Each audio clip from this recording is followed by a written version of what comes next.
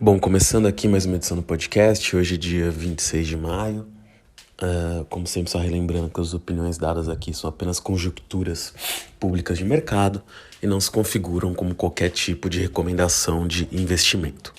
Bom, começando aqui, acho que essa semana, desde a última, aconteceram várias coisas bastante relevantes, né? Tanto no plano doméstico quanto internacional. Acho que começando aqui, vou falar um pouquinho sobre a China. Já tinha ali muitas projeções, né, indicando que a China cresceria abaixo ali das metas impostas pelo partido.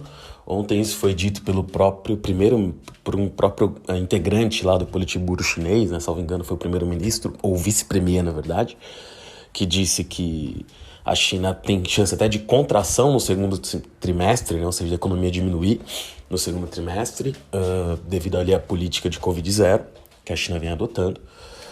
Xangai está fechada ali já há bastante tempo. Teve agora, recentemente, algumas áreas reabertas, mas Xangai está fechada desde abril.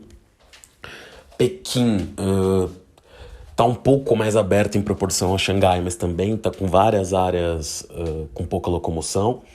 Aliás, Pequim, inclusive, assim como teve em Xangai algumas semanas atrás, pelo menos os relatos que a gente recebe via mídia, né, são que houve ali alguns protestos, até universidades em Pequim, o que levou de estudantes, né, contra política de Covid-0 ali, ou menos a forma como ela vem sendo adotada. Isso também é o que a gente acaba ouvindo aqui na mídia, né? Não estou lá para certificar, mas parece crível que algum tipo de protesto tenha. Isso não é muito comum na China, mas diante da atual situação, né? Porque em que foi bastante endurecido ali, né? A locomoção e tudo mais, é de se propor que algumas pessoas façam algum tipo de protesto. De toda forma, indo para a parte mais econômica disso, né? Você acaba gerando ali uma estabilidade muito grande. Tem outras localidades da China ainda com lockdowns bastante restritos. Isso gera não só, né, primeiro, uma falta de diversos produtos de tudo que é tipo de cadeia, ou seja, uma disrupção de cadeias, desde os produtos mais básicos, assim, como para fazer qualquer tipo de infraestrutura maior, como aço, alumínio, terras raras. Os próprios chips ali tem alguma parte desses produtos que vem da China. Você pega indústrias como, por exemplo, a própria Apple, né? A Apple faz boa parte dos seus iPhones, a manufatura, na China, né? Tanto que tem ali uma informação externa essa semana que a Apple, inclusive, pretendia levar parte da produção para o Vietnã ou para outros países próximos, talvez até levar uma parte pequena de volta para os Estados Unidos, porque teve muitas paradas de produção por causa da política de Covid-0. Aqui não estou entrando no mérito dela, estou falando apenas as consequências atuais. E isso prejudica ali não só as empresas chinesas, não só as cadeias de corrupção do mercado, mas boa parte das empresas americanas também, que tem ali um nível muito alto, né, de manufatura na China, tá? Então, vamos lá para o não o grande problema, mas as consequências disso, né? Principalmente para um país como o Brasil, que exporta bastante para a China. Embora as exportações brasileiras, no geral, ainda continuem fortes, sem sombra de dúvida, o país vai sofrer um pouco com isso. A solução da questão na China não parece simples, né? O Covid não desaparece, né, digamos assim. Claro que a política chinesa de Covid-0 leva ali, sim, depois de algum tempo, né, talvez ao número de zerar os casos, mas como provavelmente eles estão lidando com o Omicron, que é uma variante mais transmissível, né, vai ser difícil zerar isso. Então pode ser que algumas cidades chinesas ainda fiquem assim durante um bom período, indo e voltando de lockdowns, né, e lockdowns que depois demoram. Depois que uma pessoa testou numa região, eles esperam 14 dias para testar todo mundo de novo. Então, assim, isso vai continuar impactando as cadeias de produção, isso também vai impactar o crescimento chinês esse ano. Então, muito dificilmente a China vai atingir o crescimento que antes se esperava. Como eu disse, isso tem impacto em um monte de empresas. O Alibaba também, que soltou o resultado hoje, foi o menor crescimento desde que fez a IPO, embora os resultados ali no final da linha, né? Não no final da linha, mas tanto o lucro quanto a receita tenham vindo superiores ao consenso. A empresa apanhou ali por causa da falta de consumo, né, que acabou ocorrendo na China em virtude dos lockdowns, né. Indo aqui agora um pouquinho para os Estados Unidos, né. Nos Estados Unidos a gente teve a liberação da ata do FONC, né, da última reunião do FED. Uma ata ali que talvez para alguns tenha mostrado, depende do ponto de vista, que o FED finalmente acordou, né. O FED fala ali de aumentar de forma mais mais duros juros, né? Aumentos de 0,5% nas próximas 2 reuniões. Tem gente que acha que teria que ser ainda mais rápido do que isso, mas digamos que já é uma sinalização mais agressiva, ao menos nas palavras do Fed, não só nos percentuais de aumento, né? Mas nas palavras ali, ao dizer que a gente vai tentar baixar a inflação de qualquer jeito, né? A inflação que vem sendo o grande problema dos Estados Unidos, né? Os Estados Unidos com inflações aí de América Latina, não tá tão distante do Brasil, a Europa também, né? Mas no caso dos Estados Unidos, acho que isso vem sendo ali uma questão ainda mais séria, né? Não só pelo tamanho, mas pelo nível de disrupção que está provocando na sociedade americana, com relação a níveis de salários e tudo mais, ou seja, é um problema muito sério. E o Fed, pela primeira vez, demonstrou ali Quer dizer, primeira vez não, mas talvez seja a primeira ata do FONC em que o Fed deixa de forma mais clara que vai atacar isso com tudo. Claro que esse já é o mandato do Fed, né? Ou seja, o Fed teria que baixar a inflação aumentando os juros de qualquer forma, né? Mas digamos que essa ata foi mais agressiva do que as anteriores nesse sentido. Então dá para esperar sim que o Fed vá agora tentar diminuir a inflação de forma mais atuante, né? E outra coisa interessante dessa ata também é que fala que o Fed pode inclusive vender ativos como hipotecas que ele comprou durante a crise. Isso pode ter um efeito complexo, mas eu diria até que isso não impactou os mercados de forma negativa, porque na verdade o medo é que o Fed estava sendo conivente demais, né? Por mais que os juros vão fazer todos os mercados provavelmente caírem ou aumentarem, principalmente as empresas que a gente chama de crescimento, né? Startups, empresas que estão ali, precisam pegar dinheiro ainda para conseguir se viabilizar, pegar mais empréstimo, fazer rodadas de capital e que perdem dinheiro, podem ter problemas no curto prazo. Acaba se chegando ali numa condição que, pelo menos o Fed está agindo, então a gente tem algum nível de previsibilidade. Antes parecia uma loucura. E os mercados, mesmo assim, tô falando assim, caíram muito, principalmente no Brasil também, mas principalmente nos Estados Unidos, as empresas de tecnologia. Claro que uma ou outra vai parar, algumas já caíram muito, mas a tendência até é que isso ainda continue por algum tempo, com subidas ocasionais, né? E nesse sentido vale até a pena destacar, né? Uma entrevista do Evan Spiegel, que é o criador do Snapchat, que disse ali que estava havendo uma queda nas receitas de publicidade da empresa e que provavelmente a empresa não atingiria ali os guidances, né, as metas que ela havia colocado para os próximos trimestres. Isso fez a ação do Snapchat cair mais de 30% há 2 dias atrás. A Meta, né, o novo nome do Facebook como empresa, caiu ali também no mesmo dia, acho que coisa de 7%, o Google 5% ou 6%. São todas empresas, né, que dependem muito de receitas de publicidade, então essa afirmação do Snapchat pegou todo mundo aí de forma muito dura ali, né, nessas empresas. Todas elas perderam muito valor de mercado, tá? Nesse mesmo sentido, uma empresa que, assim, pra mim, né, e as histórias são longas, né, mas nesse momento, claramente estava muito superavaliada e continua caindo em forma geral, é a Tesla, né, do seu pico ali, já caiu mais de 50%. Isso gerava ali o temor, né, de que a compra do Twitter não fosse acontecer. Ainda é uma bela dúvida se ela vai acontecer, mas ontem a gente teve uma sinalização interessante, já que o Musk pegou mais 6 bilhões de dólares, independente das ações que ele tem na Tesla, porque os empréstimos anteriores que ele fez tinham as ações como garantia. E o fato dele ter ido atrás disso, mesmo depois de falar que ia parar com o negócio, por causa que o número de bots que o Twitter disse que existiram na plataforma, que é 5%, seria muito superior, essa indicação dele dá a entender que ele ainda assim poderia seguir com o negócio, tá? E o próprio presidente da empresa disse que aliás, foi organizado há poucos dias atrás, ou semana passada, pelo Elon Musk no Twitter, diz que vem conversando com o Elon Musk, então é possível que esse negócio surpreendentemente ainda saia, tá? Eu na verdade, continuo tendo algumas dúvidas que vai sair. Se vai sair pelo valor que foi dito anteriormente, né? Que era um valor bem alto, mas existe possibilidade sim que ainda saia algum tipo de negócio entre Elon Musk e Twitter. Mas assim, só demonstrando que realmente nessas empresas de tecnologia americanas, principalmente as mais novatas, né, estavam em valuations absurdos, e por causa disso você acaba tendo um cenário ali completamente distópico, né, que agora vai voltando um pouco à realidade com as subidas de juros, e isso acaba influenciando ali o mercado de ações do mundo inteiro, tá? Porque as pessoas tiram dinheiro de risco e colocam em coisas que têm retorno garantido, como títulos de dívida, mas vale aí, né, a lembrança que eventualmente as commodities ainda podem ficar pressionadas, né, durante um bom período, principalmente por causa da guerra da Rússia, por causa das sanções contra a Rússia. Então, pode sim ocorrer um cenário que a gente não vê há alguns anos. Lá atrás isso já aconteceu, a gente não vê há algum tempo, que é bolsas dos Estados Unidos ainda recuando e talvez, por exemplo, a bolsa brasileira e bolsa de outros países, que tem uma bolsa bastante exposta a commodities e coisas assim, até se segurando mais ou até caindo muito menos ou até tendo leve valorização de alguns tipos de ativos, tá? Então vale a pena ficar de olho nisso. Claro que quando a crise passa de certo ponto, tudo cai, mas no curto prazo não é impossível ver alguns dias que vão ocorrer situações assim. No sentido das commodities da guerra da Rússia que eu acabei de comentar, né, eu já venho falando aqui há algumas semanas os problemas de alimentos no mundo que já estão muito grandes e tendem a piorar, né? Essa semana, a semana passada, na verdade, a Índia já tinha anunciado ali que limitaria suas exportações de trigo. Essa semana também anunciou que vai limitar as exportações de açúcar. Mas essa notícia, apesar de tudo que pareceu muito ruim no começo, quando você olha ela profundamente, eu próprio assustei quando eu vi no primeiro momento, porque a Índia é o segundo maior exportador de açúcar, só atrás do Brasil. Mas quando você vê ali a notícia mais a fundo, né, na verdade ela colocou um cap ali, um limite de exportações que a Índia pode atingir, e na verdade é um limite alto, é um limite ali que acho que pode bater 8 ou 10 milhões e, por exemplo, ano passado a Índia exportou 6. Então, na verdade, o limite é alto.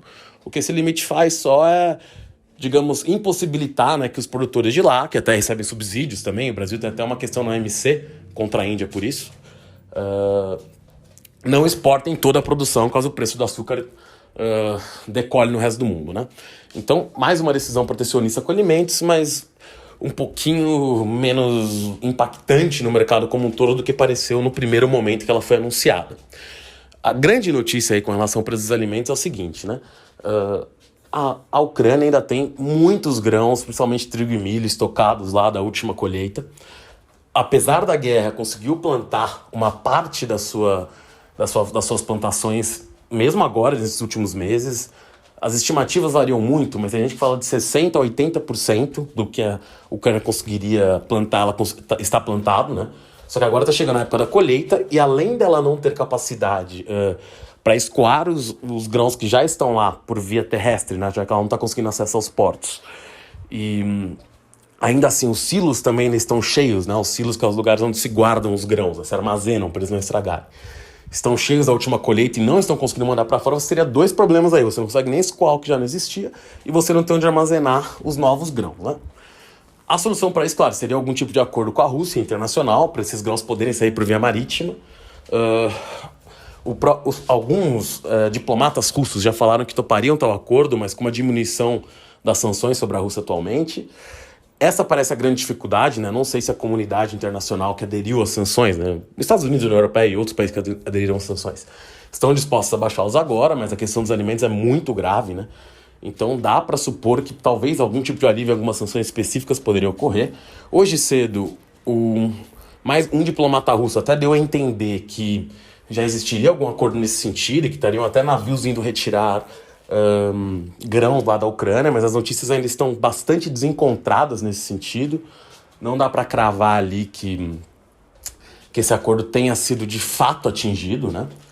Então tem que esperar um pouquinho para ver as reais, né? Os reais impactos disso tudo, mas seria aí uma solução que ajudaria um pouco, principalmente nos preços de trigo e milho. Provavelmente não impediriam, né, todos os problemas que vão vir como queda de governo, já comentei aqui algumas vezes. Infelizmente, muita gente passando fome em muitos lugares, mas pode amenizar um pouco esses efeitos caso algum tipo de acordo seja atingido.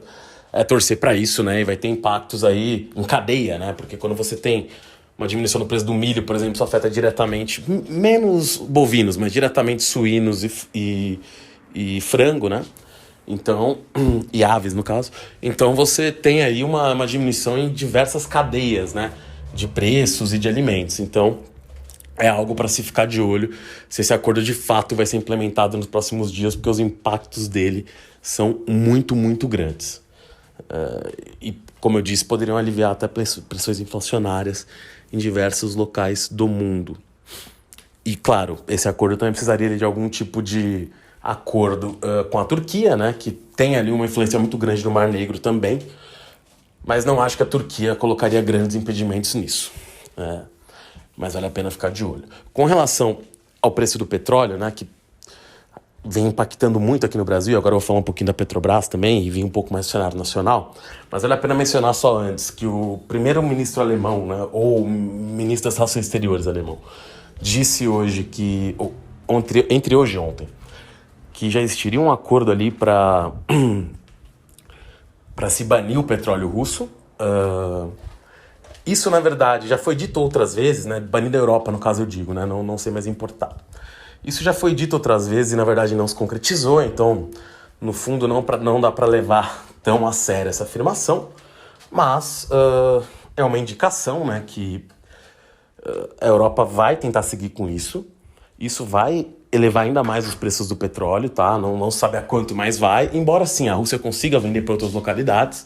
A própria, por exemplo, China e Índia, acho que são exemplos mais claros de países que têm comprado petróleo russo com descontos, né? Mas o ponto disso isso pode elevar ainda mais o preço do petróleo no mercado internacional. E aqui no Brasil a gente viu a terceira mudança, né, de presidente da Petrobras. O atual presidente ficou 40 dias no cargo, né? Ou seja, depois da semana passada em que a gente teve a troca do ministro de Minas e Energia, agora a gente tem a troca do presidente da Petrobras. O curioso é que, assim, por causa da dinâmica da Petrobras, o presidente da empresa também é conselheiro da empresa. O conselho é o conselho de administração, onde você tem lá um número de pessoas, enfim, na Petrobras, eu não sei se são 11 ou 12, incluindo o presidente. E essas pessoas, claro, votam em decisões estratégicas para a empresa e representam os acionistas ali nesse tipo de votação. Claro que decisões mais complexas vão para os acionistas diretamente, mas eles representam os acionistas em questões do dia a dia, estratégicas e tudo mais, né? Investimentos, coisas mais do dia a dia que, por exemplo, não é a venda da empresa, não é a distribuição de dividendos, que precisam ser referendadas algumas vezes para acionistas, são coisas mais do dia a dia. E, bom, para trocar o presidente da Petrobras é preciso trocar o conselho, que acabou de ser eleito também há 40 dias, né? E a União tem 6 conselheiros. Então, ou 8, na verdade, agora tem dúvida se são 6 ou 8, mas a União tem a maioria, até por ser a maior acionista da Petrobras, de ações ordinárias, né, com direito a voto. Ela tem a maioria do conselho, então ela vai ter que reivindicar todo o conselho. E o medo que veio pela milésima vez, né? E aí, quando eu digo medo, é o medo, na verdade, do acionista privado da Petrobras. É que eu sempre repito isso: a Petrobras é uma empresa pública, então o cara que se expõe a ela está correndo esse risco.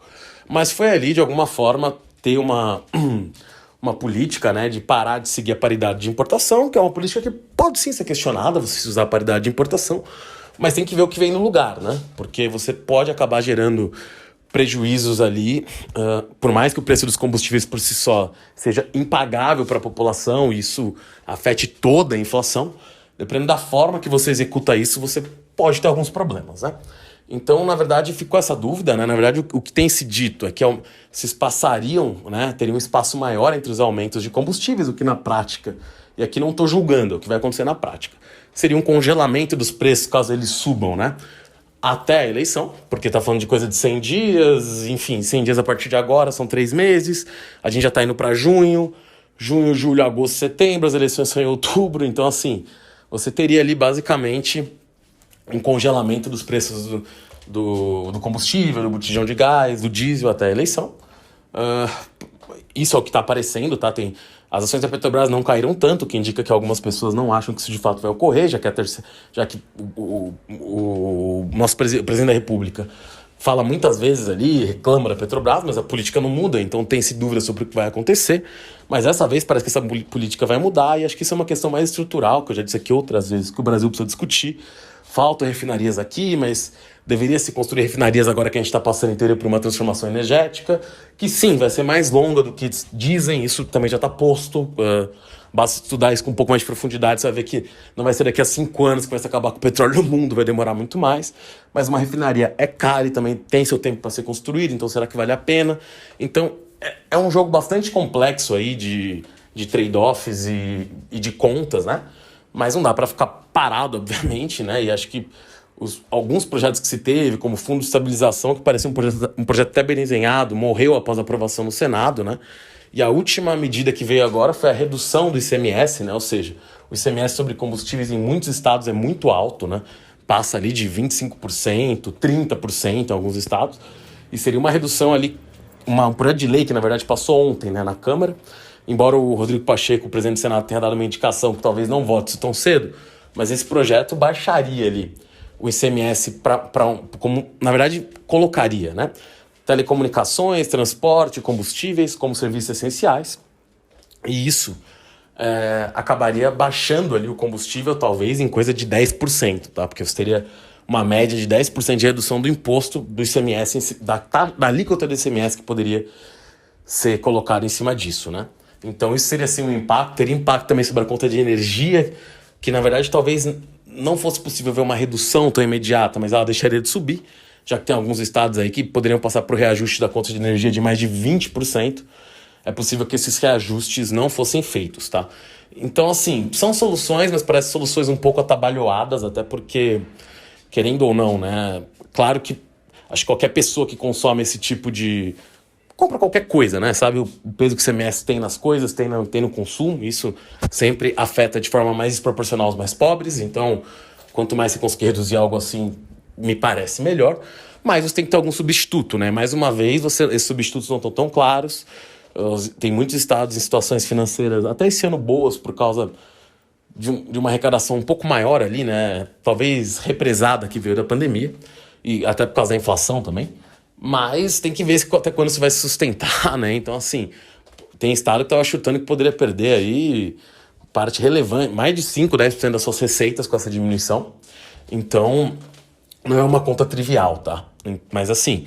o que dá para saber vai ter alguma mudança, vai ser uma mudança atabalhoada e talvez tenha que ser refeita no próximo governo, enfim, não vai ser algo, parece, estruturalmente bem feito, o que é uma pena, né? Já que a gente acaba não fazendo uma solução sustentável para esse problema. A gasolina continua cara, não se resolve, a Petrobras, tudo bem, ganhamos dinheiro, mas o dinheiro não é aplicado nisso através de um fundo de estabilização para se baixar preço. Então, você fica com imprevisibilidade nos preços... e, na verdade, muitas vezes pro alto, né? E sem uma política ali clara, porque você fica sempre... e você, no caso, eu digo, tanto o cara que tá indo na bomba, quanto o próprio acionista da Petrobras, e como eu já disse aqui, como a União é majoritária, o acionista minoritário correu esse risco. A União pode fazer o que ela quiser. Mas o ponto é que, ao não deixar isso claro, você fica uma tensão para todo mundo que não resolve nada, né? E só tem projetos inacabados para resolver a situação. Não é uma situação muito longe, na verdade, né? De ser uma situação ideal. Bom, para finalizar aqui, falar só um pouquinho sobre o varejo, né? Eu acabei não falando semana passada de forma mais profunda sobre isso, mas a gente teve uma queda da Target nos Estados Unidos também, ainda na semana retrasada ou na passada, muito alto, de mais de 20%, né? Os estoques muito altos, ou seja, um problema também nas vendas de varejo por lá. Aqui no Brasil a gente também vê as ações de varejo derreterem, né? Magazine Luiza cair aí, talvez mais de 80% do ápice, Via Varejo também caindo muito. Mercado Livre um pouco menos, mas também teve quedas americanas. Então, assim, tá aí um mercado muito... A própria Amazon apanhou nos Estados Unidos depois dos resultados. Então, assim, é um mercado que está muito competitivo, margens baixas. Isso, em parte, é bom para o consumidor, mas a gente também vê um consumidor também sufocado pela inflação, não conseguindo comprar mais. Então, assim, provavelmente é um mercado, principalmente aqui no Brasil, né? Nos Estados Unidos, parte da transformação já começou, acho que aqui está mais no começo. Então, a gente vai ver muitos grupos sendo adquiridos, outros fechando mesmo. A questão do e-commerce ainda não está bem equacionada. Muitos desses vendedores aqui prometeram entregas muito rápidas ou ao querer fazer um marketplace, né, vender produtos de terceiros, tentaram dar muitos benefícios que agora não se pagam. Então a gente está num cenário aí em que o varejo vai ser muito pressionado, e eu estou falando só talvez de varejo até de linha branca, né, de eletrodomésticos, mas isso também serve para o mercado de roupas. A gente viu várias lojas pequenas que já sofreram aí, né, por causa dos últimos 2 anos, que a gente teve aí, por causa da pandemia, os cuidados necessários, teve que ter fechamentos. Essas empresas já sofreram nessa época, porque tinham uma parte digital muito incipiente, se é que tinham, né, e as pessoas também, claro, compraram menos. E agora, né, essas empresas, mesmo com a retomada, não atingem ali o que tinham antes. E você vê os grandes grupos se perpetuando, né? Então você vê alguns mercados que eram muito competitivos podem rapidamente se tornar bastante concentrados, né? Então isso é uma questão muito complexa, uma transformação rápida, difícil de se prever os acontecimentos, né? Foi porque aconteceu no próprio Estados Unidos com a subida da Amazon, porque você perdia várias lojas que fechavam, perdiam vendedores, né? Que tinham ali salários às vezes um pouquinho melhores, e no lugar você acabava contratando uma pessoa, e aqui não é discriminação sobre trabalhos, né? Sobre a remuneração que esses trabalhos têm mesmo. para trabalhar em armazéns da Amazon ali que acabavam ganhando menos, né? Então é um cenário difícil, complexo, tá? E que vai ter que ser lidado, porque muitas vagas de trabalho podem ser fechadas numa operação como essa, tá? Bom, por hoje é mais ou menos isso. Vou ficar por aqui. Tem mais coisa para dizer, mas eu vou deixar aí para um próximo episódio, porque já tô aqui chegando perto dos 30 minutos que eu não gosto de passar. E bom, a partir de hoje também, esse episódio também já deve ir ao canal do YouTube, tá? Eu comecei o canal no YouTube agora, por enquanto sem imagem, talvez daqui a pouco tenha imagem também. Mas é mais uma plataforma aí para dar para ouvir o podcast, para ficar um pouquinho mais fácil. Bom, é isso. Por hoje é só. Valeu.